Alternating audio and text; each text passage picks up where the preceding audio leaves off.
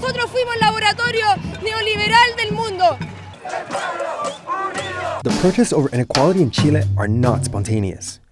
If we go back in history, we'll find a dictatorship, a group of economists, and even the CIA. Chile is considered the world's neoliberal laboratory because during the dictatorship of Augusto Pinochet, it was one of the first countries in which Milton Friedman's economic policies were applied. He was the guru of neoliberalism. This earned Chile the title of economic miracle. But not all Chileans are in agreement. Queremos que cambie este sistema capitalista, un sistema enfermo y que tiene a la gente agonizando. The keys to this experiment were the Chicago Boys. They were a group of Chilean students awarded scholarships by the United States government between 1957 and 1970 to study postgraduate economics at the University of Chicago, the cradle of neoliberalism. There, they learned from Friedman himself. Neoliberalism is a capitalist political model that believes in the free market. This means that the less the government gets involved with the economy, the better. And so, without the participation of the state, the market can regulate itself. What are the results? Privatizan todo. Exactly. But let's go back to the Chicago Boys. Before Pinochet's coup d'etat in 1973, the Chicago Boys wrote El Ladrillo, or the brick, a document of over 500 pages that detailed a neoliberal economic plan for Chile post-Salvador Allende. The CIA was implicated in the preparation of this plan. After the coup, the military junta used El Ladrillo as its economic guide, and the Chicago Boys actively participated in Pinochet's cabinet.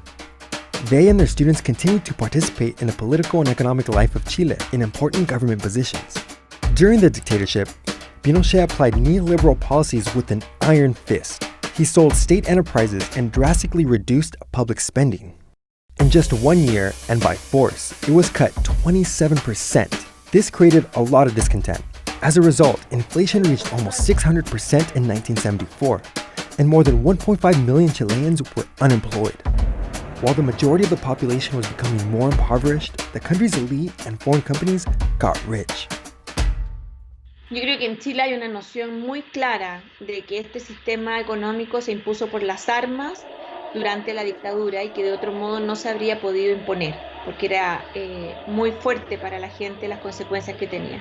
After much recession and inflation, the economy managed to stabilize by 1988. The cost? 45% of the population had fallen below the poverty line. It's said that Chile's economy has grown at a macroeconomic level. That means that companies are doing well, but the people are not seeing this economic boom. Los Chicago Boys creen que el modelo neoliberal fue exitoso porque nos llevó a tener el Producto Interno Bruto más alto de América Latina. And that's how we got to the present day.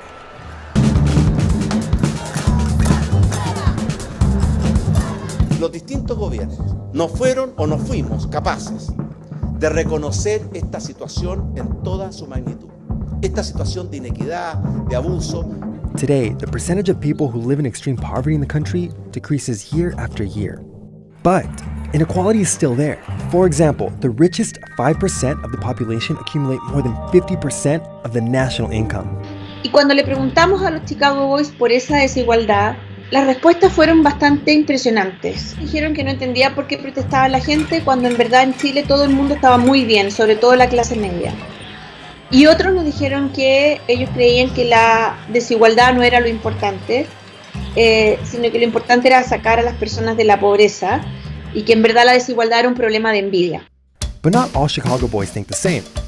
Economist Ricardo French Davis believes that the macroeconomy of Chile was only good during the presidency of Patricio Aylwin and the years of Frei, but not during the time of Pinochet.